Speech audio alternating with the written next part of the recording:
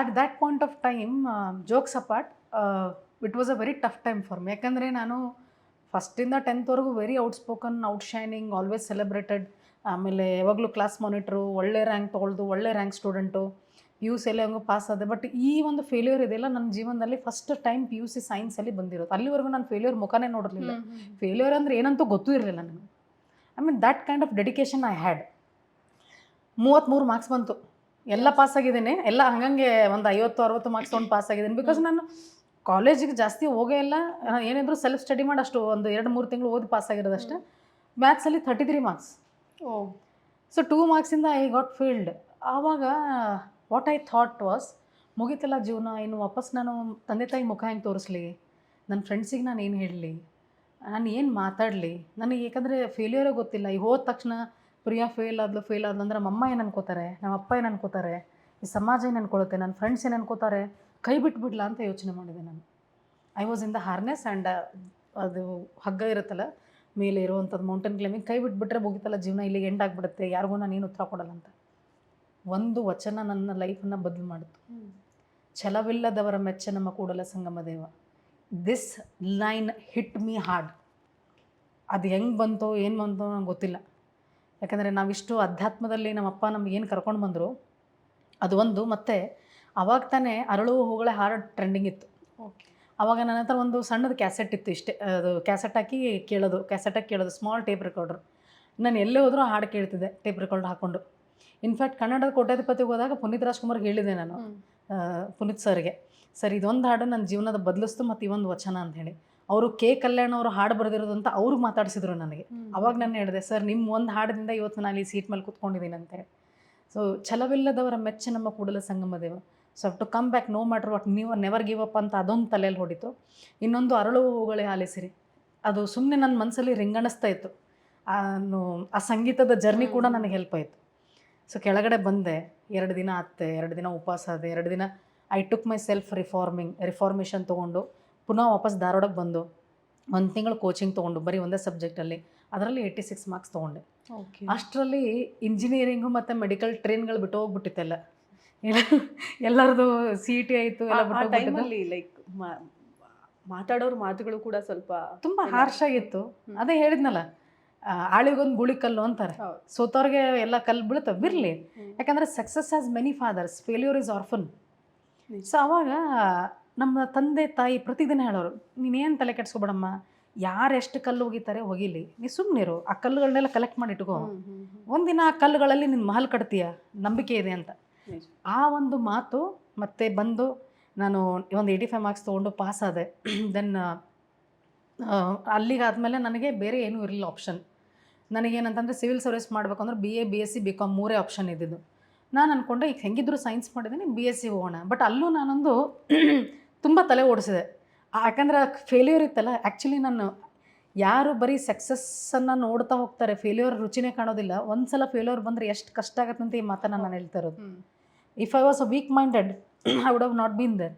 Because of the music journey, because of ಅಧ್ಯಾತ್ಮ, because of spiritual things, because of observing capacity, I regained my failure as a success story.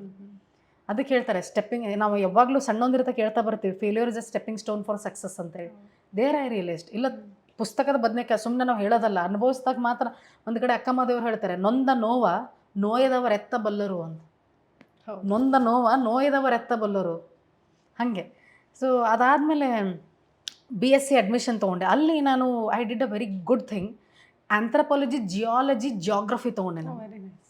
AGG. Only one combination in whole Karnataka, will get in Karnataka Science College. So ಅಲ್ಲಿ anthropology, geology, geography ತೊಗೊಂಡು ನಾನು BSc admission ಮಾಡಿಸಿದೆ. The first day I entered into the college. ಅಲ್ಲಿ 3 ವಿಗ್ರಹ ಇದೆ, sir Siddappa ಕಂಬಳಿಯವ್ರದ್ದು, Aratal ರುದ್ರಗೌಡರದು, ಇನ್ನೊಂದು ಮಹನೀಯರದು, 3 statue ಇದೆ. ಅಲ್ಲಿ ನಮಸ್ಕಾರ ಮಾಡಿದೆ ನಾನು ಫಸ್ಟ್ ಟೈಮ್. ಇವತ್ತು ನಾನು ಯಾವತ್ತು ಹೋದರೂ ಅಲ್ಲಿ ಹೋಗಿ ನಮಸ್ಕಾರ ಮಾಡಿ ಬರ್ತೀನಿ.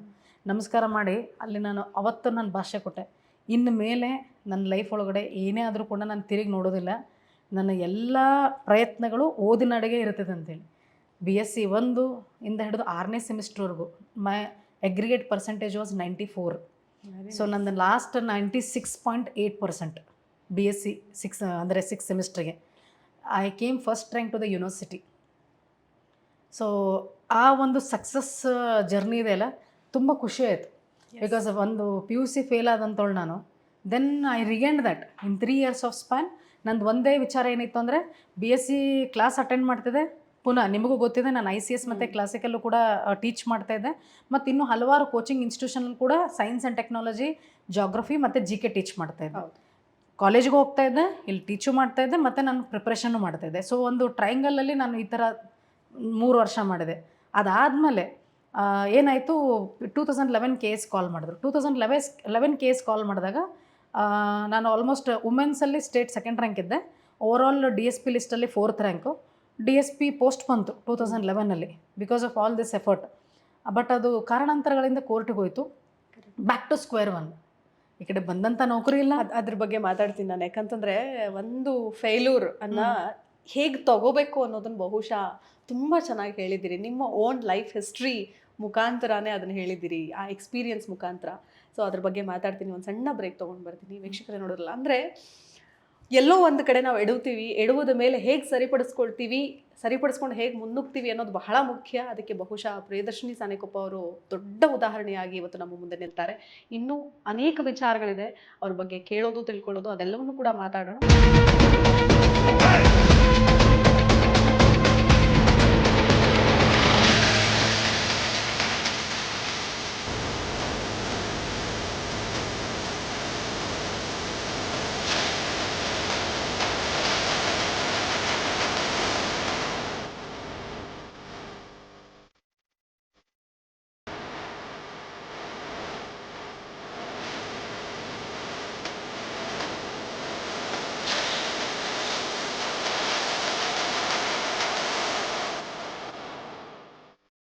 ನಮಸ್ಕಾರ ವೀಕ್ಷಕರೇ, ಪೊಲೀಸ್ ಟೈಮ್ಸ್ ಡಿಜಿಟಲ್ಗೆ ಮತ್ತೆ ಸ್ವಾಗತ.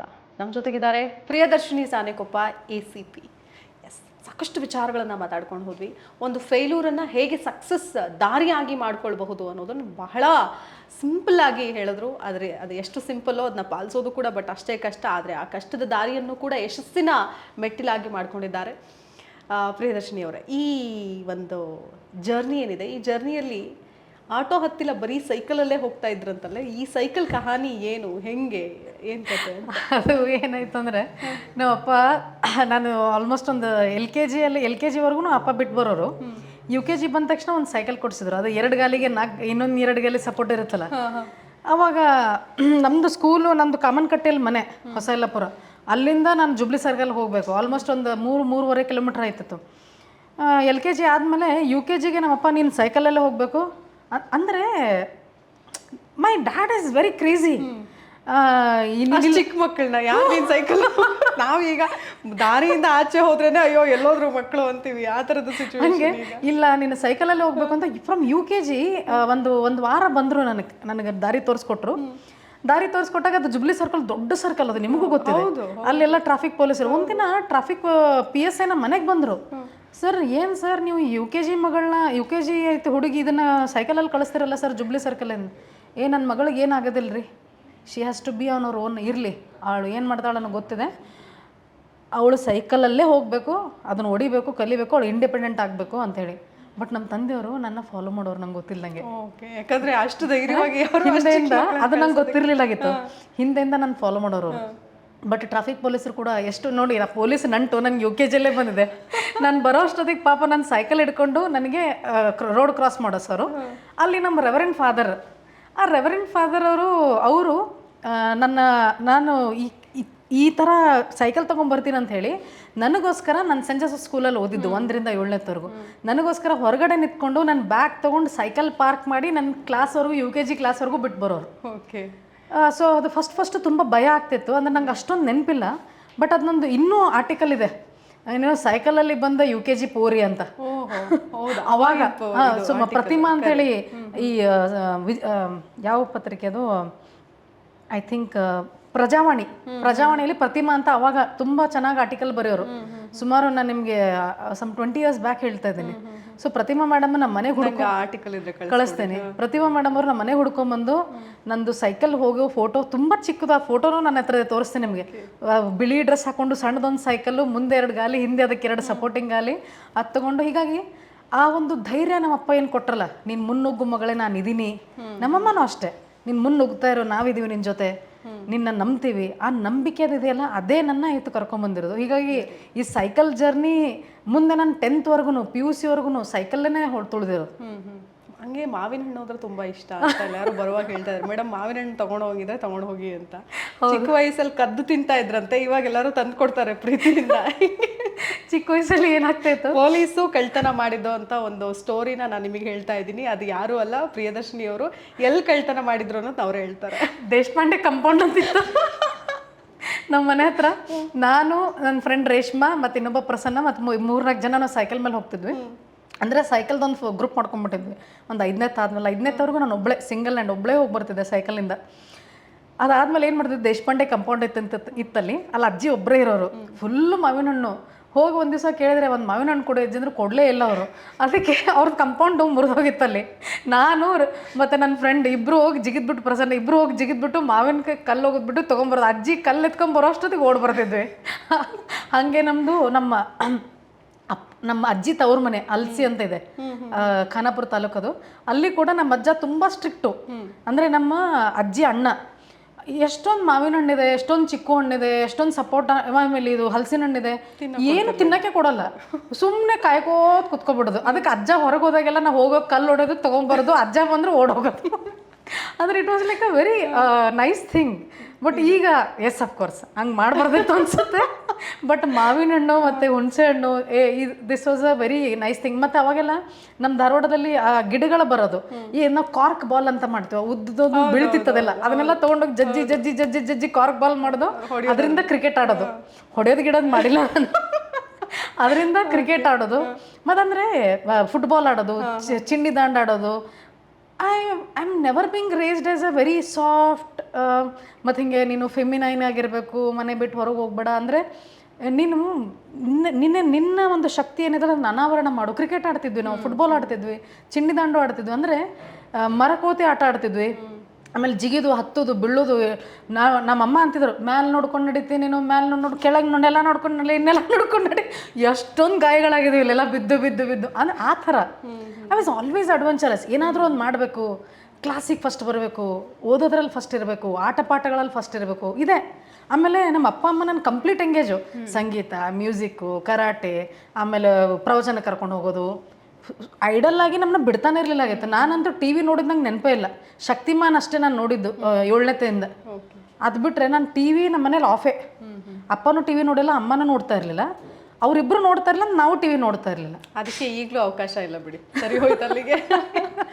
ಓಕೆ, ಈ ಜರ್ನಿ ಅಂದರೆ ಎಜುಕೇಷನ್ ಆದಮೇಲೆ ಬರುವಂತಹ ಘಟ್ಟ ಎಲ್ಲರಿಗೂ ಬಹಳ ಮಹತ್ವ.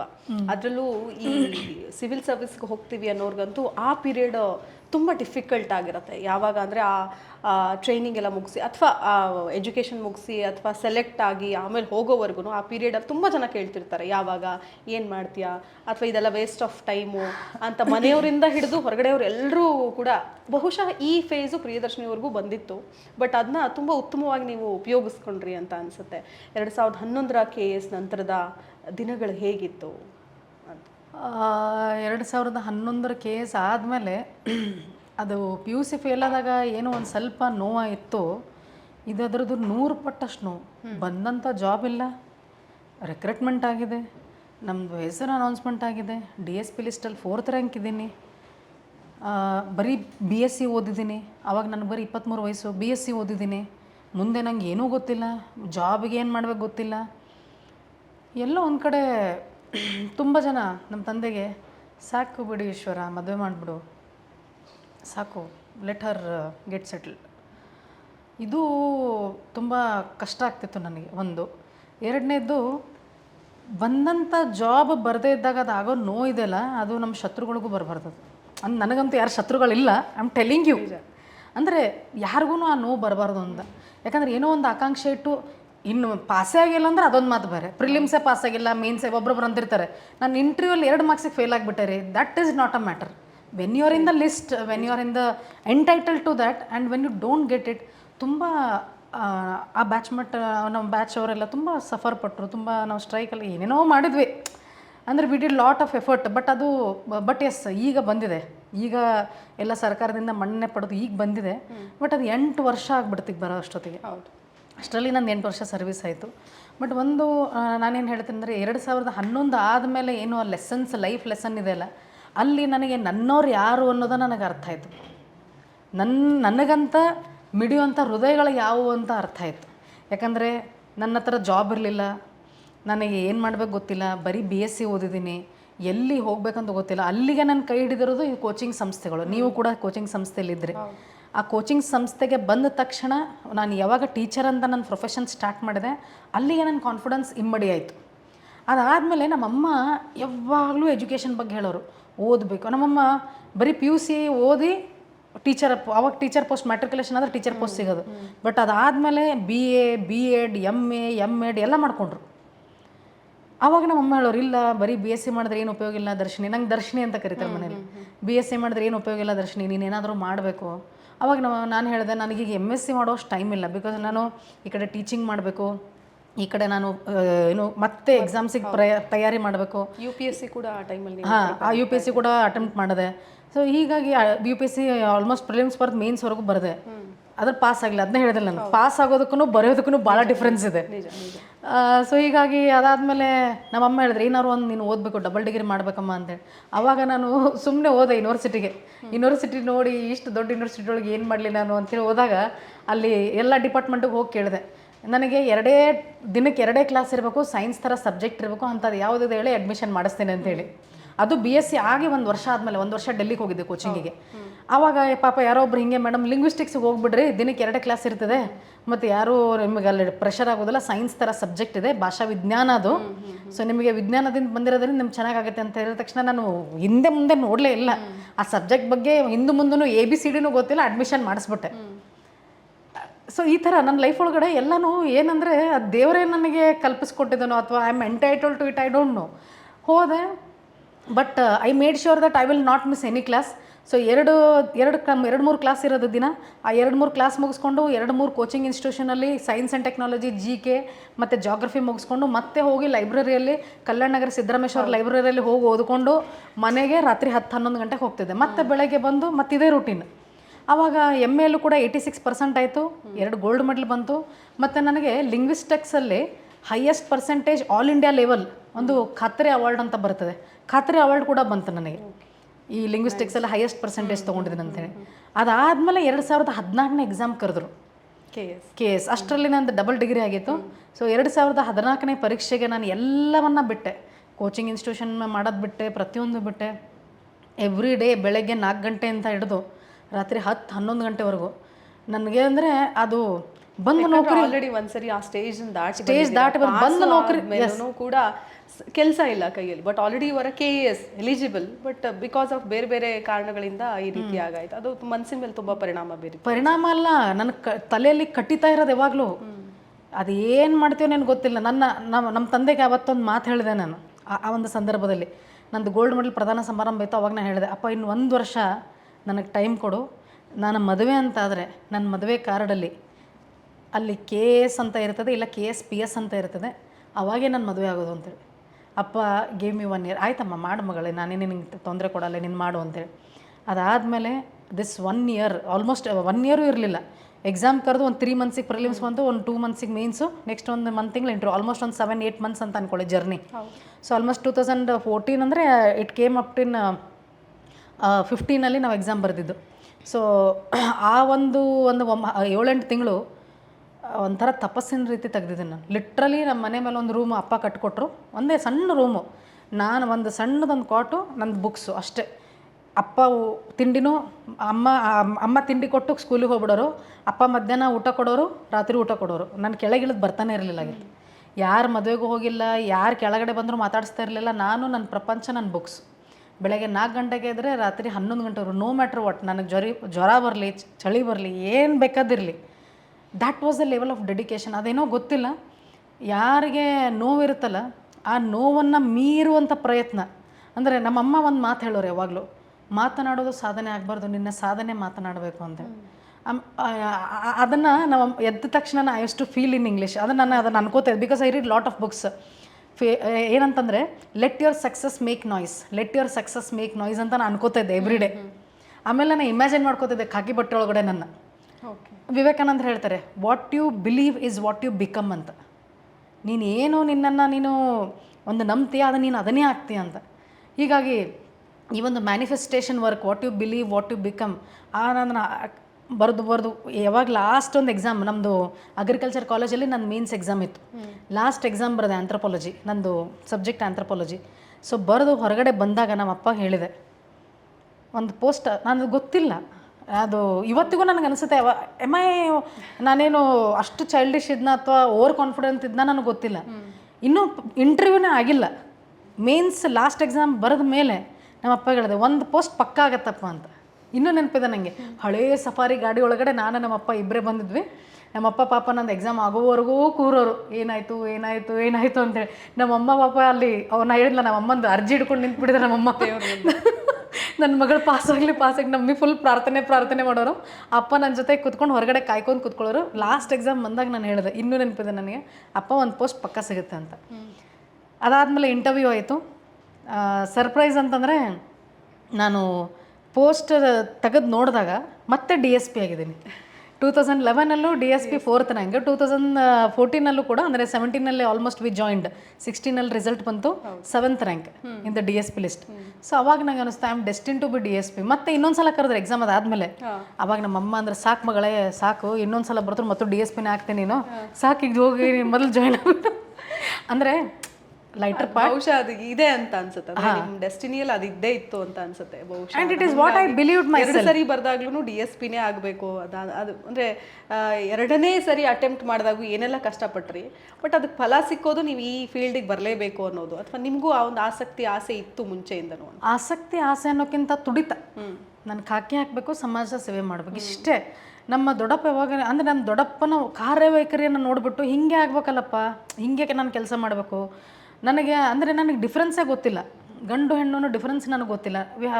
ಯಾವಾಗಲೂ ತುಂಬ ಚೆನ್ನಾಗಿ ಬೆಳೆಸಿದ್ದಾರೆ ಮನೆಯಲ್ಲಿ, ತುಂಬ ಒಳ್ಳೆ ಸಂಸ್ಕಾರಗಳನ್ನು ಕೊಟ್ಟಿದ್ದಾರೆ. ನಾನು ಏನು ಅನ್ಕೋತಾ ಇದ್ದೆ, ನಾನು ಹೋಗಿ ಎಲ್ಲರನ್ನೂ ರೀಚ್ ಆಗಬೇಕು, ಏನಾದರೂ ಒಂದು ಸೇವೆ ಮಾಡಬೇಕಂದ್ರೆ ಎಸ್ ಅಫ್ಕೋರ್ಸ್ ಎಲ್ಲ ಸರ್ವಿಸ್ಗಳಲ್ಲೂ ಸೇವೆ ಮಾಡ್ಬೋದು ನೀವು, ಬಟ್ ನನ್ನ ವೈಯಕ್ತಿಕ ವಿಚಾರ ಏನಂದರೆ ಸಮಾಜವನ್ನು ಸೋಷಿಯಲ್ ಡಾಕ್ಟರ್ಸ್ ಅಂತ ಯಾರಾದರೂ ನಾವು ಕರಿಬೇಕಂದ್ರೆ ಅದು ಪೊಲೀಸ್ ಮಾತ್ರ. ಬಿಕಾಸ್ ಇವತ್ತು ಸೋಷಿಯಲ್ ಹೆಲ್ತಿಗೆ ಒಂದು ಕಂಟ್ರಿಬ್ಯೂಷನ್ ನಮ್ಮ ದೇಶದ ಒಳಗಡೆ ಮಾಡುವಂಥವ್ರು ಪೊಲೀಸರು, ದೇಶದ ಹೊರಗಡೆ ಮಾಡುವಂಥವ್ರು ಸೈನಿಕರು. ಓಕೆ. ಸೊ ಅದಾದಮೇಲೆ ಅದಕ್ಕೆ ಬರ್ತೀರಿ ಪೋಸ್ಟಿಂಗ್, ನಿಮ್ಮ ಮೊದಲ ಪೋಸ್ಟಿಂಗು, ಮೊದಲ ಕೆಲಸ, ಅದ್ರ ಬಗ್ಗೆ ಹೇಳೋದಾದರೆ ಇಟ್ಸ್ ಆಲ್, ಯಾಕಂದರೆ ಅಷ್ಟು ಸುದೀರ್ಘವಾದಂತಹ ಜರ್ನಿ. ಅಂದರೆ ಎಲ್ಲರೂ ಅಟೆಂಪ್ಟ್ಸ್ ಮಾಡ್ತಾರೆ, ಫೇಲ್ ಆಗ್ತಾರೆ ಅನ್ನೋ ಕಾರಣಕ್ಕೆ ಎಲ್ಲರೂ ವೆಯ್ಟ್ ಮಾಡ್ತಾರೆ. ನೀವು ಪಾಸ್ ಆಗಿನೂ ಕೂಡ ವೆಯ್ಟ್ ಮಾಡಬೇಕಾದ ಸಿಚುವೇಶನ್ ಬಹುಶಃ ಇದು ತುಂಬ ಟಫ್. ಆ ಬ್ಯಾಚ್ ಅವ್ರಿಗೆ ಎಲ್ರಿಗೂ ಕೂಡ ಇದೊಂಥರ ಟಫ್ ಸಿಚುವೇಶನ್ಸ್. ಸೊ ನೀವು ಇನ್ನೊಂದು ಸರಿ ಬರೆದ್ರಿ, ಅಟ್ಲೀಸ್ಟ್ ಪಾಸ್ ಆದ್ರಿ. ಇನ್ನೂ ಎಷ್ಟೋ ಜನಕ್ಕೆ ಆ ಥರದ ಒಂದು ಸಂದರ್ಭನೇ ಸಿಗಲಿಲ್ಲ ಅಂತ. ನಿಮ್ಮ ಫಸ್ಟ್ ಜಾಬ್ ಅಥವಾ ಫಸ್ಟ್ ಪೋಸ್ಟಿಂಗ್ ಬಗ್ಗೆ ಹೇಳೋದಾದರೆ? ಈ ಜಾಯ್ನ್ ಆದ ತಕ್ಷಣ ತುಂಬ ಅಂದರೆ ಒಂದು ಮೈ ರೋಮಾಂಚನ ಅಂತಾರಲ್ಲ, ಗೂಸ್ ಬಂಪ್ಸ್. ಫಸ್ಟ್ ದಿನ KPA ಎಂಟ್ರಿ ಆಗ್ತಾಯಿದ್ವಿ, ಕರ್ನಾಟಕ ಪೊಲೀಸ್ ಅಕಾಡೆಮಿ. ನಂಗೆ ಇನ್ನೂ ನೆನಪಿದೆ, ಗ್ರೀನ್ ಚೂಡಿದಾರ್ ಹಾಕ್ಕೊಂಡು ನಾನು ವೈಟ್ ಜಾಕೆಟ್ ಹಾಕೊಂಡು ಹೋಗಿ ಅಲ್ಲೆಲ್ಲ ಬ್ಯಾಗ್ ತೊಗೊಂಡು ಎಲ್ಲೋದ್ರೂ ನಮ್ಮ ಅಪ್ಪ ಬರೋರು. ಅಪ್ಪ ಬ್ಯಾಗ್ ಹಿಡ್ಕೊಂಡು ಬಂದು, ಏನು ಚೆನ್ನಾಗಿದೆ ಮಗಳಿದು, ಮಸ್ತಕ್ಕೆ ಅಂದರೆ ಮಸ್ತ್ ಅಂತದೆ ನಮ್ಮಪ್ಪ, ಮಸ್ತ್ ಇದೆಲ್ಲ ಈ ಇನ್ಸ್ಟಿಟ್ಯೂಷನ್ ಅಂತೇಳಿ ಒಳಗಡೆ ಹೋಗಿ. ಆವಾಗ ನಮ್ಮ ಡೈರೆಕ್ಟರ್ ಸಾಹೇಬರು ವಿಪುಲ್ ಕುಮಾರ್ ಸಾಹೇಬರು ಇದ್ದರು, IGP ರವರು. ತುಂಬ ಒಳ್ಳೆ ಟ್ರೈನಿಂಗ್ ಕೊಟ್ಟರು ನಮಗೆ. ಅಂದರೆ ಟ್ರೈನಿಂಗ್ ಒಳಗಡೆ ಪ್ರತಿಯೊಂದೂ ಹೇಳಿದ್ರು, ವ್ಯಾಲ್ಯೂ ಸಿಸ್ಟಮ್ ಅಂದ್ರೇನು, ಪೊಲೀಸ್ ಅಂದ್ರೇನು, ಯಾವ ಥರ ನಾವು ಕೆಲಸ ಮಾಡಬೇಕು, ಸರ್ವಿಸ್ ಮೋಟೋ ಯಾವ ಥರ ಇರಬೇಕು. ಹೀಗಾಗಿ ಆ ಪೊಲೀಸ್ ಜರ್ನಿಯಲ್ಲೂ ಕೂಡ ನಮ್ಮ ಜೊತೆಗೆ ಯಾವಾಗಲೂ ಇರೋರು ಸಾಹೇಬರು. ಅವರು ಹಾಕ್ಕೊಟ್ಟಂಥ ತಳದಲ್ಲಿ ಅಂದರೆ ಅಷ್ಟು ಒಂದು ಒಳ್ಳೆ ಫೌಂಡೇಶನ್ ಹಾಕ್ಬಿಟ್ರು. ಅದಾದಮೇಲೆ ನನಗೆ ಬೆಳಗಾಮಲ್ಲಿ ಬೆಳಗಾಮಲ್ಲಿ ಪ್ರೊಬೆಷ್ನರಿ ಟೈಮಲ್ಲಿ ತುಂಬ ಒಳ್ಳೊಳ್ಳೆ ಸಾಹೇಬರು ಸಿಕ್ಕರು. ಸುಧೀರ್ ಕುಮಾರ್ ಸಾಹೇಬರು ಸಿಕ್ಕರು SP ಆಗಿ, ತುಂಬ ಒಳ್ಳೆ SP, ಸ್ಟ್ರಿಕ್ಟ್ SP. ಸೊ ಅವರ ಅಡಿಯಲ್ಲಿ ಕೆಲಸ ಮಾಡುವಂಥದ್ದಾಗಿರಲಿ.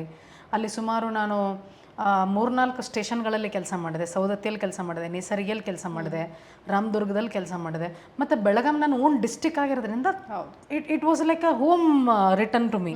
ಯಾಕಂದರೆ ಇಷ್ಟು ದಿವಸ ಎಲ್ಲ ಮೈಸೂರಲ್ಲಿ ಇದ್ವಿ 1-1.5 ವರ್ಷ. ಸೊ 1 ವರ್ಷ ಪ್ರೊಬೆಷ್ನರಿ ಬೆಳಗಾಮಲ್ಲಿ ಮಾಡಿದೆ. ಇಮಿಡಿಯೇಟ್ಲಿ ಏನಾಯಿತು, KS ಆದ ತಕ್ಷಣ ಮದುವೆ ಮಾಡಬೇಕು ಅಂತಪ್ಪ. ಇಲ್ಲೊಂದು ಸ್ಮಾಲ್ ಲವ್ ಸ್ಟೋರಿ ಇದೆ. ಸ್ಮಾಲ್ ಲವ್ ಸ್ಟೋರಿ ಅಲ್ಲ, ಇಂಟ್ರೆಸ್ಟಿಂಗ್ ಲವ್ ಸ್ಟೋರಿ. ತುಂಬ ಸರಳ ವಿವಾಹ ಅಂತ ಕೂಡ ಗೊತ್ತಿದೆ ತುಂಬ ಜನಕ್ಕೆ, ಎಷ್ಟೋ ಜನಕ್ಕೆ ಗೊತ್ತಿಲ್ಲ. ಇದು ಹೆಂಗೆ ಅಂದರೆ ಫ್ಯಾಮಿಲಿ ಬ್ಯಾಕ್ಗ್ರೌಂಡ್ ಚೆನ್ನಾಗಿ, ಎಲ್ರಿಗೂ ಒಂದು ಆಸೆ ಇರುತ್ತೆ, ಅಪ್ಪ ಅಮ್ಮಗಂತೂ ಇನ್ನೂ ಜಾಸ್ತಿ ಇರುತ್ತೆ, ಅದ್ದೂರಿಯಾಗಿ ಮಾಡಬೇಕು, ಎಲ್ಲರನ್ನೂ ಕರಿಬೇಕು ಅಂತ. ಸಿಂಪಲ್ ಮ್ಯಾರೇಜ್ ಕಹಾನಿನೂ ಇದ್ರ ಜೊತೆಗೆ ಹೇಳ್ಬಿಡಿ. ಇದೇನಾಯಿತು ಅಂದರೆ ಡಾಕ್ಟರ್ ಸಂತೋಷ್ ಅಂತ ನನ್ನ ಹಸ್ಬೆಂಡ್, ಸೊ ಅವರು ಕೂಡ UPSC ಓದ್ತಾ ಇದ್ರು, ಅಲ್ಲಿ ಪರಿಚಯ ಆಯಿತು. ಬಟ್ ಏನಂತಂದರೆ ಅವರು IAS ಅಂದರು IASCಯಲ್ಲಿ ನಾಲೆಜ್ ಮ್ಯಾನೇಜ್ಮೆಂಟ್ ಮಾಡಿಕೊಂಡು he's assistant professor in GKVK ನಾವು ಪ್ರೆಸೆಂಟ್ಲಿ. ಸೊ ಅವಾಗೇನಾಯಿತು, ಮದುವೆ ಫಿಕ್ಸ್ ಆಗಿತ್ತು. ಬಟ್ ನನಗೇನಂದ್ರೆ ಟ್ರೈನಿಂಗ್ ಆದಮೇಲೆ ಆಗಬೇಕು ಅಂತ. ನನಗೆ ಏನಂದರೆ ಒಟ್ಟು ಟ್ರೈನಿಂಗ್ ಆಗಬೇಕು, ಟ್ರೈನಿಂಗ್ ಆಗಿ ಹೊರಗೆ ಬರೋ ಅಂದರೆ ನಾನು ನಿಮ್ಗೆ ಹೇಳಿದೆ KS ಅಂತ. KS ಆಲ್ರೆಡಿ ನಾನು ಪಾಸ್ ಆಗಾಗಿತ್ತು, ನಾನು ಏನು ಜಾಬ್ ಜಾಯ್ನ್ ಆಗೋಗಿತ್ತು. ಬಟ್ ಟ್ರೈನಿಂಗ್ ಆದ್ಮೇಲೆ ಆಗೋಣ ಅಂತ 1.5 ವರ್ಷ ಪೋಸ್ಟ್ಪೋನ್ ಮಾಡಿದೆ.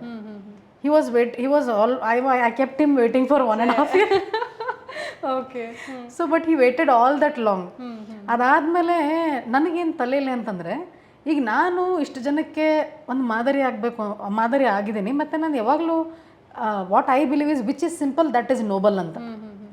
ಅದನ್ನೇ ನಮ್ಮಮ್ಮ ಹೇಳಿದ್ದು. ನೀವು ನಮ್ಮಮ್ಮ ಯಾಕೆ she is a very kind of supporting system is ಅಂತಂದರೆ, ಅವರು ಟೀಚರು, ತುಂಬ ನಮ್ಮಮ್ಮನಿಗೆ ಸೀರೆ ಕ್ರೇಜು, ಒಡವೆ ಕ್ರೇಜ್ ಇತ್ತು. ಬಟ್ ಒಂದು ಕಡೆ ಜೈನ ಮುನಿಗಳ ಒಂದು ಪ್ರವಚನ ಕೇಳಿಬಿಟ್ಟು ನಮ್ಮಮ್ಮ ಒಂದು 20 years ಬ್ಯಾಕ್ ಏನೋ ಕಲರ್ ಸೀರೆ ತ್ಯಾಗ ಮಾಡಿದ್ರು, ಬಿಳಿ ಸೀರೆ ಉಟ್ಕೋತಾರೆ, ಬಂಗಾರ ಎಲ್ಲ ತ್ಯಾಗ ಮಾಡಿದ್ರು, ರುದ್ರಾಕ್ಷಿ ಹಾಕೋತಾರೆ. ಅವ್ರನ್ನ ನಾವು ನೋಡಿ ನೋಡಿ ನೋಡಿ ನಮ್ಮದು ಅದಂದ್ರೆ ಮೆಂಟಾಲಿಟಿ ಹೆಂಗಾಯ್ತು ಅಂದರೆ, ಸಿಂಪಲ್ ಆಗಿದ್ಬಿಡೋಣ, ಭಾಳ ಯಾವುದೂ ನಾವು ಜಾಸ್ತಿ ಮಾಡೋದು ಬೇಡ, ಯಾವುದೂ ದೊಡ್ಡದಾಗಿ ಇಲ್ಲ, ಕೀಪ್ ಇಟ್ ಸಿಂಪಲ್. ಅದು ನಮ್ಮದು ಒಂದು ಇನ್ಸ್ಟಿಲಿಂಗ್ ವ್ಯಾಲ್ಯೂ. ಹೀಗಾಗಿ ನನಗನ್ನಿಸ್ತು ಸಾಮೂಹಿಕ ವಿವಾಹ ನಾವು ಆಗಬೇಕು, ಸಾಮೂಹಿಕದಲ್ಲೇ ಆಗಬೇಕು. ಯಾಕೆ ಅಂತಂದರೆ, ಗುಡ್ಡಾಪುರದ ದಾನಮ್ಮ ನಮ್ಮ ಮನೆ ದೇವರು. ಗುಡ್ಡಾಪುರದ ದಾನಮ್ಮದ ಕತೆ ಓದ್ಬೇಕಾರೆ ಅಲ್ಲಿ ಬರ್ತಿತ್ತು, ಸಾಮೂಹಿಕ ವಿವಾಹದಲ್ಲಿ ತಾಯಿ ಎಲ್ಲರಿಗೂ ಮದುವೆ ಮಾಡಿಸಿ ಮದುವೆ ಆದರು ಅಂತ. ಆ ಒಂದು ಇದು ನನಗೆ ತುಂಬ ಅಟ್ರಾಕ್ಷನ್ ಐತಿ. ಇಲ್ಲ, ನಾವು ಸಾಮೂಹಿಕ ವಿವಾಹದಲ್ಲೇ ಆಗಬೇಕು ಅಂತಂದಾಗ ನಮ್ಮ ಪತಿಯವರು ಒಂದು ಮಾತು ಹೇಳಲಿಲ್ಲ, ಇಲ್ಲ ನೀ ಹೆಂಗೆ ಹೇಳ್ತೆ ಹಾಗೆ. Okay. And you waited long also. So ಒಟ್ಟಿನಲ್ಲಿ ಮದುವೆ ಆದರೆ ಸಾಕಾಗಿತ್ತು ಅನ್ನೋ ಥರ ಆಗಿತ್ತು ಅನ್ಸುತ್ತೆ. ಸೊ ಹೀಗಾಗಿ ನಾವು ಚಿತ್ರದುರ್ಗ ಬೃಹನ್ ಮಠದಲ್ಲಿ, ಮುರುಘಾ ಮಠದಲ್ಲಿ ಡಿಸೆಂಬರ್ 5ನೇ ತಾರೀಕು 2018ರಲ್ಲಿ ಸಾಮೂಹಿಕ ವಿವಾಹಕ್ಕೆ ನಮ್ಮ ಜೊತೆ ಒಂದು 30 ಜೋಡಿಗಳಿತ್ತು. ಸೊ ಒಂದು 30 ಜೋಡಿಗಳ ಜೊತೆಗೆ ನಾವು ಎಲ್ಲ ಮದುವೆಯಾಗಿ ಅಲ್ಲಿ ದಾಸೋಹವನ್ನು ಮಾಡಿ ಹರಗುರು ಚರಮೂರ್ತಿಗಳ ಸಮಕ್ಷಮದಲ್ಲಿ ಮದುವೆ ಆದಾಗ, ಆವಾಗ ಸುನೀಲ್ ಕುಮಾರ್ ಸಾಹೇಬರು ಅಂಥೇಳಿ ಇಲ್ಲಿ ಬೆಂಗಳೂರು ಕಮಿಷನರ್ ಆಗಿದ್ದರು. ಅವ್ರಿಗೆ ನನ್ನ ಬಗ್ಗೆ ಗೊತ್ತಿಲ್ಲ, ನನಗೆ ಅವ್ರ ಬಗ್ಗೆ ಗೊತ್ತಿಲ್ಲ. ಇದೆಲ್ಲ TV ಪೇಪರ್ಗಳಲ್ಲಿ ಬಂದ ತಕ್ಷಣ ಸಾಹೇಬರು ನನಗೆ ಕಾಲ್ ಮಾಡಿದರು. ನಮ್ಮ ಡಿಪಾರ್ಟ್ಮೆಂಟ್ ಒಳಗಡೆ ನೀನು ಈಗ ಬಂದಿದೆಯಮ್ಮ, ನನಗೆ ಗೊತ್ತಿಲ್ಲ, ಬಟ್ ತುಂಬ ಒಳ್ಳೆ ಕೆಲಸ ಮಾಡಿದೆಯಮ್ಮ ನೀನು, ಅಂದರೆ ನೀನೊಂದು ರೋಲ್ ಮಾಡೆಲಾಗಿ ಕೆಲಸ ಮಾಡಿದ್ಯಾ, ಬೆಂಗಳೂರಿಗೆ ಬಂದಾಗ ಬಾ ಅಮ್ಮ ಅಂತ ಫೋನ್ ಕರೆ ಮಾಡಿ ಹೇಳಿದರು. ಅದೇ ರೀತಿ ನಮ್ಮ ಮಾನ್ಯ IGP ಅಂತ ವಿಪುಲ್ ಕುಮಾರ್ ಸಾಹೇಬರು ಕೂಡ ಫೋನ್ ಕರೆ ಮಾಡಿ, ಮತ್ತು ಮೈಸೂರಿಗೆ ಹೋದಾಗ ಅವ್ರು ಭೇಟಿಯಾದಾಗ ತುಂಬ ಶ್ಲಾಘನೆಯನ್ನು ವ್ಯಕ್ತಪಡಿಸಿದರು. ಅಂದರೆ you are walking your talks ಅಂತ. ವಾಕಿಂಗ್ ದ ಟಾಕ್ ಇದೆಲ್ಲ ಹೇಳ್ತಾರೆ, ಯಾರು ಫಾಲೋ ಮಾಡೋದು. Walking the talk is very different from talking. So ಅದೇ ಮಾತನಾಡೋದು ಸಾಧನೆ ಆಗಬಾರ್ದು, ಸಾಧನೆ ಮಾತನಾಡಬೇಕು ಅಂತ. ಇದು ಸಾಧನೆ ಅಂತಲ್ಲ, I want to keep it simple. ಏನು ಮಾಡಿದ್ರು let it be simple, that will be outstanding ಅಂತ ನಾನು ಭಾವಿಸಿರೋದು. ಎಸ್. ಅದಾದಮೇಲೆ ಚಾಲೆಂಜಸ್ ಅಂತ ಇದ್ದೇ ಇರುತ್ತೆ. ಹಲವಾರು ಸ್ಟೇಷನ್ಗಳಲ್ಲಿ ನೀವು ಕೆಲಸ ಮಾಡಿದ್ರಿ. ಎಲ್ಲಿ ಯಾವ ಕಡೆ ಕೆಲಸ ಮಾಡುವಾಗ ತುಂಬ ಚಾಲೆಂಜಿಂಗ್ ಅನಿಸಿದ್ದು ಇದು? ಯಾಕಂದರೆ ಕಂಪ್ಲೀಟ್ಲಿ ಓದಿ ಆ ಕೆಲಸ ಪಡೆಯೋದು ತುಂಬ ಕಷ್ಟ, ಆದರೆ ಪಡೆದ ಮೇಲೆ ಅದನ್ನು ನಡೆಸ್ಕೊಂಡು ಹೋಗೋದು, ಅದು ನಿಮ್ಮ ಡಿಪಾರ್ಟ್ಮೆಂಟಲ್ಲಿ ಇನ್ನೂ ಬೇಕಾದಷ್ಟು ಚಾಲೆಂಜಸ್ ಇದ್ದೇ ಇರುತ್ತೆ. ಅದ್ರ ಬಗ್ಗೆ ಹೇಳಿ. ಈಗ ನಾನು ಅದೇ ಪ್ರೊಬೆಷನರಿ ಮುಗಿದ ತಕ್ಷಣ ಏನಾಯಿತು, ಡೆಲಿವರಿ ಆಯ್ತು ನಂದು. ಸೊ ಅದಾದ ತಕ್ಷಣ ನನಗೆ ಲೋಕಾಯುಕ್ತ ಪೋಸ್ಟಿಂಗ್ ಬಂತು ಮೈಸೂರಲ್ಲಿ. ಮೈಸೂರು ಲೋಕಾಯುಕ್ತ 2 DSP ಪೋಸ್ಟಿಂಗ್ ಬಂದಾಗ, ಅದು ಸುಮಾರು ಒಂದು 7-8 ವರ್ಷಗಳಿಂದ ಆ ಪೋಸ್ಟ್ ವೇಕೆಂಟ್ ಇತ್ತು. ಅಲ್ಲಿ ಹೋಗಿ ನರೇಗಾದು ನಾವು ರಿವ್ಯೂ ಮಾಡೋಕ್ಕೆ ಸ್ಟಾರ್ಟ್ ಮಾಡಿದ್ವಿ. It was a first posting. ನನಗೆ ತಳ ಬುಡ ಅರ್ಥ ಆಗ್ತಿರ್ಲಿಲ್ಲಾಗಿತ್ತು. ಸೊ ಅಲ್ಲಿ ನಾನು IO ಅಸಿಸ್ಟೆಂಟ್ಸ್ ಎಲ್ಲರಿಗೂ ನಾನೇ ಅವ್ರಿಗೆ ಸ್ವಲ್ಪ ನೀವೇ ಹೇಳಿ, ಯಾಕಂದರೆ ಯಾರ ಹತ್ರ ನಾಲೆಜ್ ಇದೆ ಅನ್ನೋದು ಇಂಪಾರ್ಟೆಂಟ್ ಅಲ್ಲ, ಅವ್ರು ನಮ್ಮವ್ರಂತ ನಾವು ಅನ್ಕೊಂಡ್ಬಿಟ್ರೆ ಅವರೇ ಬಂದು ನಮಗೆಲ್ಲ ಹೇಳ್ಕೊಡ್ತಾರೆ. ನಾನು ಹೋಗಿ ಅವ್ರು ಟೇಬಲ್ ಗಡ್ಡಾಡಿ ಹೆಂಗೆ ಮಾಡಬೇಕು, ಇದು ಯಾವ ಥರ ಅದು ಆಲ್ರೆಡಿ FIR ಮಾಡಿ ಕೊಟ್ಬಿಟ್ಟಿದ್ರು. ಆವಾಗ ಲೋಕಾಯುಕ್ತದಲ್ಲಿ ACB ಇತ್ತು. ಹೀಗಾಗಿ ಲೋಕಾಯುಕ್ತದಲ್ಲಿ ಎಲ್ಲ ಆಡಿಟಿಂಗ್ ವರ್ಕ್ ನಡೀತಾ ಇತ್ತು. ಸೊ ತುಂಬ ಒಳ್ಳೆ ಆಡಿಟಿಂಗ್ ವರ್ಕ್ ಕಲ್ಕೊಂಡೆ. ಯಾವ ಥರ ನರೇಗಾ ವರ್ಕ್ ಮಾಡಿದ್ವಿ, ಅಂಗನವಾಡೀಸ್ ಮಾಡಿದ್ವಿ. ಅದಾದಮೇಲೆ ಸುಮಾರು ಹಳೆ ಕೇಸಸ್ಗಳನ್ನ ಡಿಸ್ಪೋಸ್ ಮಾಡಿದೆ. ಸೊ ಅವಾಗ ನಮ್ಮದು ASN ಮೂರ್ತಿ ಸಾಹೇಬ್ರಂತ ADGP ಇದ್ದರು. ಮತ್ತು ಅಂಜಲಿ ಮೇಡಮ್ ಇದ್ರು ಎಸ್ ಪಿ ಆಗಿ, ಅವರೆಲ್ಲ ದೇ ಪುಟ್ ಔಟ್ಸ್ಟ್ಯಾಂಡಿಂಗ್. ಅಂದರೆ ಫಸ್ಟ್ ಪೋಸ್ಟಿಂಗಲ್ಲೇ ಔಟ್ಸ್ಟ್ಯಾಂಡಿಂಗ್ ಅಂತ ACR ಬರೆದ್ರು. ಅದಾದಮೇಲೆ ನನಗೆ ಚಾಮರಾಜನಗರದಲ್ಲಿ ಪೋಸ್ಟಿಂಗ್ ಬಂತು. ಎಸ್, ಸುದೀರ್ಘವಾದ ಕೆಲಸವನ್ನು ಸುದೀರ್ಘವಾದ ಕೆಲಸ ಅಲ್ಲಿ ಸುಮಾರು 3 ವರ್ಷ 2 ತಿಂಗಳು, ಆಲ್ಮೋಸ್ಟ್ 3 ವರ್ಷ 2 ತಿಂಗಳು ಹತ್ತತ್ರ. ಚಾಮರಾಜನಗರ ಪೋಸ್ಟಿಂಗ್ ಬಂದಾಗ ಎಲ್ಲರೂ ಇದು ಪನಿಷ್ಮೆಂಟ್ ಪೋಸ್ಟಿಂಗು ಸರಿ ಇಲ್ಲ, ನೀ ಅಲ್ಲ್ಯಾಕೆ ಹೋಗ್ತಾ ಇದೆಯಾ, ನಿನಗೂ ಅದಕ್ಕೂ ಸಂಬಂಧನೇ ಇಲ್ಲ, ಚಾಮರಾಜನಗರ ನೋಡಿದೆ ನೀ ಯಾಕೆ ಹುಬ್ಳಿದೊಳಗೆ ಬರ್ತಾಯಿಲ್ಲ, ಇಲ್ಲ ಯಾಕೆ ಹೋಗಿ, ಏನೇನೋ ಪ್ರಶ್ನೆಗಳು. ನಾನು ನನ್ನ ಹಸ್ಬೆಂಡ್ ಇರೋದು ಮೈಸೂರಲ್ಲಿ, ಈಗ ಮೈಸೂರು ನನಗೆ ಗೊತ್ತಿಲ್ಲ, ಪರಿಚಯ ಇಲ್ಲ. ಚಾಮರಾಜನಗರದಲ್ಲಿ ತುಂಬ ಒಳ್ಳೆ ಕಡೆಯಿಂದ ಪೋಸ್ಟಿಂಗ್ ಆಯಿತು. ಮತ್ತು ನನಗೇನಂತಂದರೆ ನನಗೆ ಫಸ್ಟು ನಂದು ಏನು ಪೊಟೆನ್ಷಿಯಲ್ ಇದೆ ಅಂತ ನಾನು ಅರ್ಥ ಮಾಡ್ಕೋಬೇಕಿತ್ತು ನನಗೆ. ನನಗೆ ಗೊತ್ತಿಲ್ಲ, ಲೋಕಾಯುಕ್ತದಲ್ಲಿ ಮಾಡಿ ಬಂದಿದ್ದೀನಿ, ಎಲ್ಲೆಂಡೋ ನನಗೆ ಗೊತ್ತಿಲ್ಲ ಹೇಗೆ ಅಂತೇಳಿ. ಎಲ್ಲರೂ ಫೋನ್ ಮಾಡಿ ಸುಮಾರು ಜನ ಕೇಳಿದ್ರು, ಅಲ್ಲ್ಯಾಕೆ ಹೋಗ್ತಿದ್ವಿ, ಅಲ್ಲಿ ಯಾರು ಹೋಗೋದೇನಿಲ್ಲ, ತುಂಬ ದೂರೂರು ಆದಿರು ಇದರು. ನಾನು ಏನೂ ತಲೆಯಲ್ಲಿ ಇಟ್ಕೊಳ್ಳಿಲ್ಲ. ನನಗೇನಂದರೆ ನೇಚರ್ ತುಂಬ ಇಷ್ಟ, ಮತ್ತು ಹತ್ತಿರದಲ್ಲಿ ಗಂಡ ಹೆಂಡತಿ ಜೊತೆಗಿರ್ಬೇಕು ಅನ್ನೋದೊಂದು ಸ್ವಾರ್ಥ ಅಷ್ಟೇ, ಇನ್ನೇನೂ ಇಲ್ಲ. ಸೊ ಹೀಗಾಗಿ ಚಾಮರಾಜನಗರ ಇಮ್ಮಿಡಿಯೇಟ್ ಹೋಗಿ ಜಾಯ್ನ್ ಆದ ತಕ್ಷಣವೇ 6 ದಿನಕ್ಕೆ ಒಂದು ದೊಡ್ಡ ಚಾಲೆಂಜ್, ಒಂದು ದೊಡ್ಡ ಪ್ರತಿಭಟನೆ ನಡೀತಾ ಇದೆ. ನಂದು ಫಸ್ಟ್ ಪೋಸ್ಟಿಂಗು ಚಾರ್ಜ್ ತೊಗೊಂಡು 6 ದಿನ ಆಗಿದೆ. ಅಂದರೆ ಗೊತ್ತು, I have been trained very nicely. But ನಾವು ಇರೋದು ಬರೀ practical situation is being given to me. So ನನ್ನ ಇನ್ಸ್ಪೆಕ್ಟ್ರು ಒಂದು 15 ಜನ ಸ್ಟಾಫ್, ಬಿಕಾಸ್ ಡಿಸ್ಟಿಕ್ಗಳಲ್ಲಿ ಅಷ್ಟೇ ಒಂದು 50ರಿಂದ 60 ಜನ ಸ್ಟಾಫ್ ಇರ್ತಾರೆ. ಅದು ಚಾಮರಾಜನಗರ ಟೌನ್ ಪೊಲೀಸ್ ಸ್ಟೇಷನ್, ನನ್ನ DSP ಆಫೀಸು SP ಆಫೀಸ್ ಎಲ್ಲ ಚಾಮರಾಜನಗರ ಟೌನಲ್ಲೇ ಇದೆ. ಏನು ಮಾಡಬೇಕು ಗೊತ್ತಿಲ್ಲ, ಬಟ್ ಗೊತ್ತಿಲ್ಲ ಅಂದರೆ ಗೊತ್ತಿತ್ತು ಸಾರ್ಟ್ ಆಫ್. ಬಟ್ ಅದೇ ಅವ್ರ ಜೊತೆ ಡಿಸ್ಕಷನ್ ಮಾಡಿ ಹಿಂಗೆ ಒಂದು ಸಂಘಟನೆಯವ್ರು ಬಂದುಬಿಟ್ಟು DC ಆಫೀಸ್ ಏನೋ ಮುತ್ತಿಗೆ ಹಾಕ್ತೀವಂತ, ಮುತ್ತಿಗೆ ಹಾಕ್ಸ್ಬಾರ್ದು ಯಾವಾಗಲೂ, ಯಾಕಂದ್ರೆ ಅದು ಲಾ ಆ್ಯಂಡ್ ಆರ್ಡರ್ಗೆ ಲೀಡ್ ಆಗುತ್ತೆ.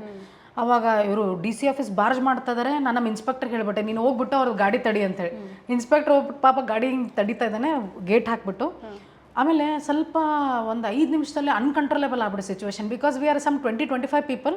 ಆಮೇಲೆ ಫೋರ್ಸ್ ಎಲ್ಲ ಕರೆಸ್ಕೊಂಡು ಎಲ್ಲ ಸ್ಟೇಷನ್ಗಳಿಂದ ಬರೋ ಅಷ್ಟೊತ್ತಿಗೆ ಇವರು ಒಂದು 300-400 ಜನ ಗ್ಯಾದರ್ ಆಗಿಬಿಟ್ರು. ಗ್ಯಾದರ್ ಆದಾಗ ಅವ್ರ ಹತ್ರ ಮೈಕ್ ಇತ್ತು. ಏನು ಮಾಡಿದ್ರು ಅವರು, ನಾವು ಹೋಗೇ ಹೋಗ್ತೀವಿ DC ಆಫೀಸ್ಗೆ ಅಂತ. ನಾವೆಲ್ಲ ಕಡೆಯಿಂದ ಸುತ್ತು ಬಂದ್ ಮಾಡಿಬಿಟ್ಟು ಗೇಟ್ ಹತ್ರ ನಾವು ನಮ್ಮ ಇನ್ಸ್ಪೆಕ್ಟ್ರು ಒಂದು 25 ಜನ ನಿಂತ್ಕೊಂಡು ಅವ್ರನ್ನ ತಳ್ತಾನೆ ಇದ್ದೀವಿ. So they were almost 300 people. ಅವಾಗ ಸಂಬೇರ್ ಅದು ಮೈಕ್ ಎತ್ಕೊಂಡ್ಬಿಟ್ಟು ನನಗೆ ಏನು ಮಾಡ್ಬೇಕು ಗೊತ್ತಾಗ್ತಿಲ್ಲ, ಇವ್ರು ಏನು ಹೇಳ್ಬೇಕು, ಜನಗಣ ಮನ ಹಾಡ್ಬಿಟ್ಟು. ಅಂದರೆ ಈಗ ಹೆಂಗೆ ಕಂಟ್ರೋಲ್ ಮಾಡಲಿ, ಎಲ್ಲರೂ ಸೈಲೆಂಟ್, ಎಲ್ಲರೂ ನನ್ನ ಜೊತೆ ಹಾಡಕ್ಕೆ ಸ್ಟಾರ್ಟ್ ಮಾಡಿದ್ರು. ಜನಗಣ ಮನ ಹಾಡಿ ಅವ್ರಿಗೆ ನಾನು ಭಾರತ್ ಮಾತೆಗೆ ಜೈ ಅಂತ ಒಂದು 5-6 ಸಲ ಹೇಳಿಸಿ, ಆಮೇಲೆ ಅವ್ರಿಗೆ ನಾನು ಆ ಮೈಕಲ್ಲಿ ಹೇಳಿದೆ, ನೋಡಿ ನೀವು ಏನೇ ಮಾಡಂಗಿದ್ರು ನೀವು ಇಲ್ಲಿ ಕೂತ್ಕೊಂಡ್ರೆ ನಾವು DC ಸಾಹೇಬ್ರನ್ನ ಕರ್ಕೊಂಬರ್ತೀವಿ, ADC ಸಾಹೇಬ್ರನ್ನ ಕರ್ಕೊಂಬರ್ತೀವಿ, ಇದನ್ನು ಮೀರಿ ನೀವು ಹೋದ್ರೆ, ಯಾಕಂದ್ರೆ ಆ ಒಂದು ಸಿಚುವೇಶನ್ ಮ್ಯಾನೇಜ್ಮೆಂಟ್ ಇದೆಯಲ್ಲ, ಅಲ್ಲಿಂದ it gave me boast. So ಬಹುಶಃ ಅದು ಆ ಥಾಟ್ ಆದ್ರೆ ಹೆಂಗೆ ಹೊಳಿತು ಆ ಕ್ಷಣಕ್ಕೆ ಅಂತ ನನಗೆ ಕೇಳಿದ ತಕ್ಷಣ ನನಗೆ ಶಾಕ್ ಆಗೋಯ್ತು. ಈ ಥರನೂ ಯೋಚನೆ ಮಾಡೋದಕ್ಕೆ ಸಾಧ್ಯ, ಅದೆಲ್ಲ ಮೀಡಿಯಾದಲ್ಲಿ ಬಂತು. It came in all media. ನನಗಂದ್ರೆ ಹೆಂಗಾರು ಮಾಡಿ ಕಂಟ್ರೋಲ್ ಮಾಡಬೇಕಲ್ಲ. ಈಗ ಬಾಯ್ ಮಾಡಿದ್ರೆ ಕಂಟ್ರೋಲ್ ಮಾಡೋಕ್ಕಾಗಲ್ಲ, ತಳ್ಳಿದ್ರೆ ನಾವು 25 ಜನ ಇದೀವಿ, ಕಂಟ್ರೋಲ್ ಮಾಡೋಕ್ಕಾಗ. ಹಿಂಗೆ ಹೆಂಗೆ ಕಂಟ್ರೋಲ್ ಮಾಡಬೇಕು? ಜನಗಣಮನ ಹಾಡಿದೆ, ಕಂಟ್ರೋಲ್ ಆಯಿತು. ನನ್ನ ಮಾತು ಕೇಳಿದ್ರು. That was the first success I got in Chamarajanagar. ಆಮೇಲೆ ಚಾಮರಾಜನಗರ ಜನ ಇಷ್ಟು ಒಳ್ಳೆಯವರು ಅಂತಂದರೆ, ಎಲ್ಲೋ ನನ್ನ ಒಳಗಡೆ ಒಂದು ಚಾಮರಾಜನಗರ ನಿರ್ಮಾಣ ಆಗಿಬಿಟ್ಟಿದೆ ಅನ್ನೋಂಥ ಫೀಲ್ ಇದೆ ನನಗೆ. ಆ ಕಾಡು ಮೇಡು, ಮಲೆ ಮಹದೇಶ್ವರ ಬೆಟ್ಟ, ಗೋಪಾಲ ಸ್ವಾಮಿ ಬೆಟ್ಟ, ಚಾಮರಾಜೇಶ್ವರ ಟೆಂಪಲ್ಲು, ಏನು ತುಂಬ ಜಾಗೃತವಾದಂಥ ಪ್ರದೇಶ ಅದು, ತುಂಬಾ ಜಾಗೃತವಾದಂಥ ಪ್ರದೇಶ. ಮತ್ತು ಜನಗಳು ಅಷ್ಟೇ ತುಂಬ ಒಳ್ಳೆಯವರು. ಅಂದರೆ ನಾನು ಹೇಳಿದೆ ಎಲ್ಲ ಜನಗಳು ಒಳ್ಳೆಯವರು, ಬಟ್ ಇವರು ಏನು ಬೇರೆ ನೆಗೆಟಿವ್, ಏನೂ ನೆಗೆಟಿವ್ ಇಲ್ಲ ಅಲ್ಲಿ, ಏನೂ ಇದಿಲ್ಲ, ಎಲ್ಲನೂ ತುಂಬ ಚೆನ್ನಾಗಿದೆ. ಮತ್ತು ಇವತ್ತು ನಾನು ಅಲ್ಲಿಂದ ಟ್ರಾನ್ಸ್ಫರ್ ಆಗಿ ಆಲ್ಮೋಸ್ಟ್ 1-1.5 ವರ್ಷ ಆಯಿತು. ಇವತ್ತಿಗೂ ಜನ ಯಾವಾಗ ವಾಪಸ್ ಬರ್ತೀರಿ ಮೇಡಮ್ಮ, ಯಾವಾಗ ವಾಪಸ್ ಬರ್ತೀರಿ, ಯಾವಾಗ ಬರೋದು, ಯಾವಾಗ ಅಂದರೆ ಆ ಒಂದು ಸೊಗಡು, ಭಾಷೆಯ ಸೊಗಡು, ಆ ಒಂದು ಜನ ಮನ. ಮತ್ತು ಕೋವಿಡ್ ಆಯಿತು ದುರಂತ, 36 ನಿಮಗೆ ಗೊತ್ತಿದೆ ಆಲ್ಮೋಸ್ಟ್ ಎಷ್ಟು ಜನ ಡೆತ್ ಆಯಿತು ಅದು ಇದು ಅಂತೇಳಿ. ಆ ಕೋವಿಡ್ ಇದಕ್ಕೂ ಕೂಡ ನನಗೆ IO ಮಾಡಿದರು.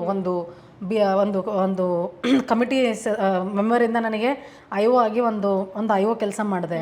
ನಂತರ ಆ ಕೋವಿಡ್ ಸಿಚುವೇಶನನ್ನು ಹ್ಯಾಂಡಲ್ ಮಾಡೋದಿಲ್ಲ, ಯಾಕಂದರೆ ಕರ್ನಾಟಕ, ಕೇರಳ ಮತ್ತು ತಮಿಳ್ನಾಡು ಬಾರ್ಡರ್, KKT ಬಾರ್ಡರ್ ಅಂತ ಕರಿತೀವಿ ನಾವು. ಬಾರ್ಡ್ರಲ್ಲಿ ಹೋಗ್ಬಿಟ್ಟು, ಯಾಕಂದ್ರೆ ನಾನು ತುಂಬ ದೊಡ್ಡ ಜುರಿಸ್ಟ್ರಿಕ್ಷನ್, ನಂದು ಮೂಲೆಹೊಳೆ ಚೆಕ್ ಪೋಸ್ಟಿಂದ ಈ ಕಡೆ ನಮ್ಮದು ಹಾಸನೂರು ಅಲ್ಲಿವರೆಗೂ ಬರೋದು. ಆಲ್ಮೋಸ್ಟ್ ಸುತ್ತಮುತ್ತ ಒಂದು 200-250 ಕಿಲೋಮೀಟರ್ ಎಲ್ಲ ಬರೋದು ನನಗೆ, ಒಂದು 10 ಸ್ಟೇಷನ್ ಬರೋದು ನನ್ನ ಕೈ ಅಡಿಯಲ್ಲಿ. ಹೀಗಾಗಿ ತುಂಬ ಸುತ್ತಾಡೋದಾಗ್ತಿತ್ತು. ಬಟ್ ಬಹಳ ಒಳ್ಳೆ ಕೆಲಸವನ್ನು ಕಲಿತೆ ನಾನಲ್ಲಿ. ಏನು ರೈತರ ಜೊತೆ ಒಂದು ಸಮನ್ವಯ ಮಾಡೋದಾಗಿರಲಿ, ಆಮೇಲೆ ನೀವು ಜಗತ್ತಿನಲ್ಲಿ ಯಾವುದೇ ಸಂಘಟನೆ ತಗೊಳ್ರಿ ಚಾಮರಾಜನಗರದಲ್ಲಿದೆ. ಆಮೇಲೆ ಸ್ಟ್ರೈಕ್ಗಳಾಗಿರ್ಬೋದು, ಆಮೇಲೆ ಅಲ್ಲಿ ಏನೇ ಸಮಸ್ಯೆ ಇದ್ದರೂ ಕೂಡ ಮಾತನಾಡುವಂಥ ಒಂದು ಅಂದರೆ ಅದನ್ನು ಹೇಳುವಂಥವ್ರು ಅಲ್ಲಿ ಜನಗಳು ಯಾರು ತಡ್ಕೊಂಡು ಕೂತ್ಕೊಳ್ಳೋ ಹೇಳ್ತಾರೆ. ಅಂದರೆ ಅವರೆಲ್ಲ ಒಂದು ಚಳುವಳಿಯಿಂದ ಬಂದಂಥವ್ರು. ಆ ಒಂದು ಸಂಸ್ಕೃತಿಗೆ, ಆ ಒಂದು ಇದಕ್ಕೆ ತುಂಬ ನಾನು ಸೆಟ್ ಆಗಿಬಿಟ್ಟೆ. ಅಂದರೆ ಅವರಲ್ಲಿ ಒಬ್ಬಳಾಗ್ಬಿಟ್ಟಿದ್ದೀನಿ ನಾನು. ಈಗ ಅವರು ಹೆಂಗೆ ಅಂತಾರಂದರೆ ಪ್ರಿಯದರ್ಶಿನಿ ಅಂದರೆ ನಮ್ಮ ಮೇಡಮ್ ಅವರು ಅಂತಾರೆ. ಆ ಒಂದು ಫೀಲ್ ಇದೆ ಆ ಜನಗಳಿಗೆ.